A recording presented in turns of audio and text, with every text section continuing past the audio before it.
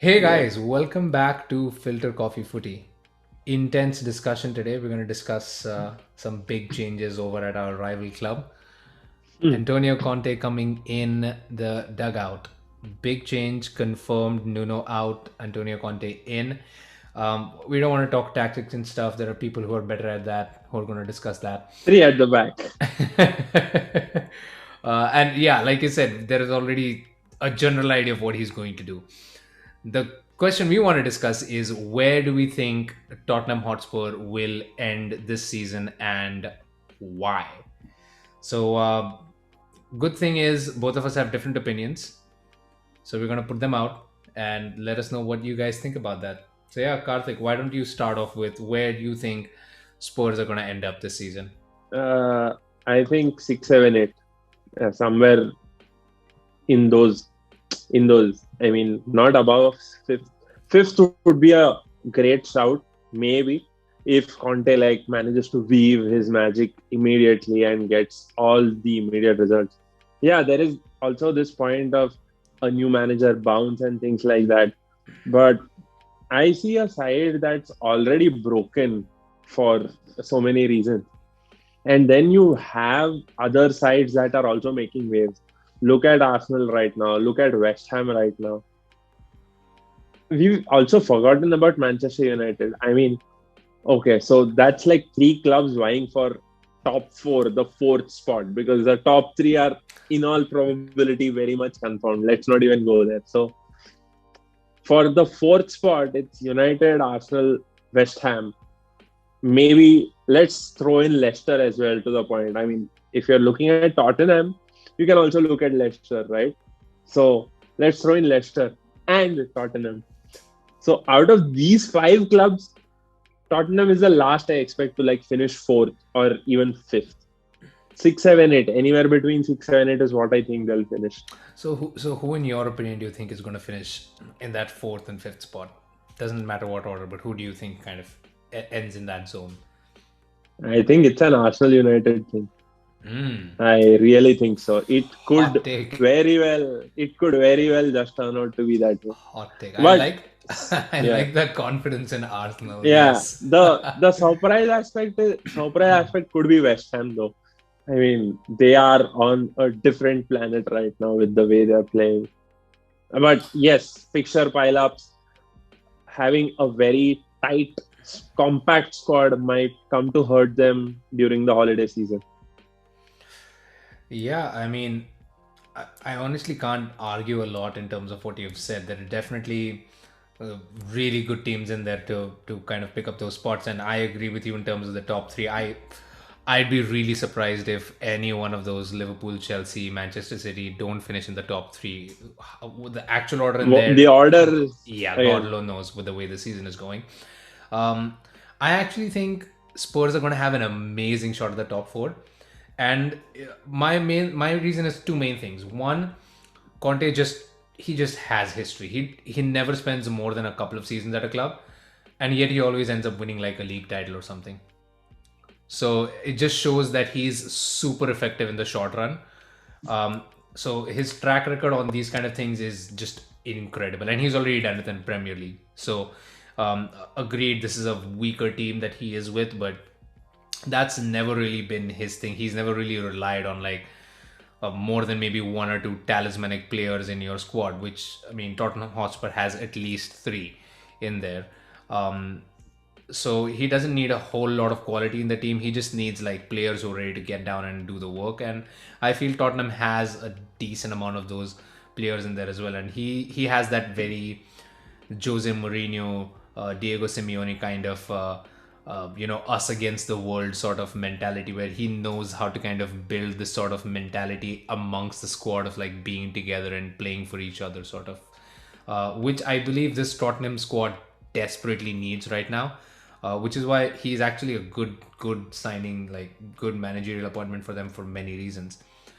The other reason I think that they might actually make it into the top four is they actually don't have a bad squad when you think about it. It's sad that Nuno did as poorly as he did with this Tottenham squad, but they actually have really good players, especially if Conte wants to go three at the back.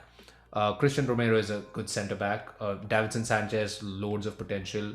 You can either play Eric Dyer in there, or you can play Japhet Tanganga in there in as your third centre back. Again, decent options, not amazing by any stretch, but not bad. Like players that Antonio Conte can probably get a lot out of.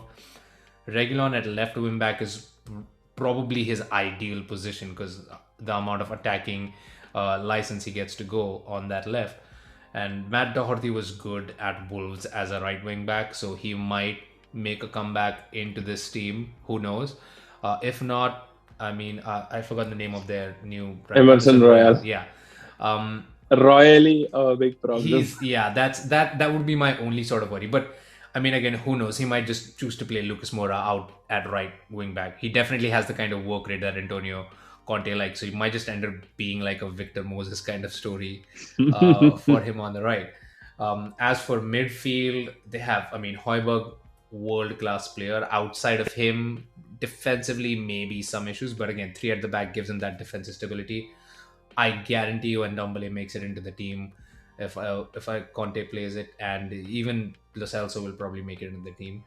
And again, up front, I don't know whether Conte has the guts to bench Harry Kane if the need arises, but you have Heung-min Son. I mean, he's every manager's dream, right? So if you're ever looking for a talismanic player in your squad to kind of base your attack out of, even more than Harry Kane, I would say Heung-min Son fits that. So it might take him like a week or two, maybe even like 3 or 4 fixtures to get the equation right, but I think they are definitely a shoe-in for at least a strong competition for top four. I mean, I think 4, 5, 6, not beyond 6. Like 6 is the farthest down the Premier League that I see him finishing. But yeah, do you want to add anything else? You want to defend yourself anymore with this? I mean, I don't even need to defend myself because looking at their squad, I don't think it makes up a great defense, to be very honest. It doesn't really make up a great defense. Centre back, although the name like sounds like really great, Romero has been suspect from what he's played. He's not been top. I mean, you can argue that okay, Varane seemed better. Ben White, the supposed 50 million signing who people had a problem with, has actually performed better. So if you have a 55 million Christian Romero who's not been great till now, I don't really expect fortunes to change immediately. And that's the only more than decent centre back that they have. The other two I'm not even talking about. Eric Dyer, for all means and purposes, should not be making a centre back pairing, to be very honest. He was fairly decent as a defensive midfielder, but he lacks the depth and the smartness to be a centre back. I think it was a time he was on a roll. He maybe had a purple patch, but I don't think he's making any sort of waves right now. And that squad also leaves out. I don't know what happens to Dele Alli right now. He was supposedly there attacking Fulcrum, the number 10, but then he got lazy, he got benched. He's been playing in a different role kind of recently. Mm-hmm. And supposedly this season, he had reinvigorated his form, but again, he got benched, which was not so surprising. So I'm probably doubtful about how they line up and how they get that work done. And then you also have this conundrum of Steven Bergwijn, one of their big name signings. Mm-hmm. So you already have some fractures there in the squad. So you might either have to cull someone, get someone new. Conte definitely wants someone. That's for sure. I mean, that's probably going to spend. That's the part that we haven't even talked about. They do have a January transfer window.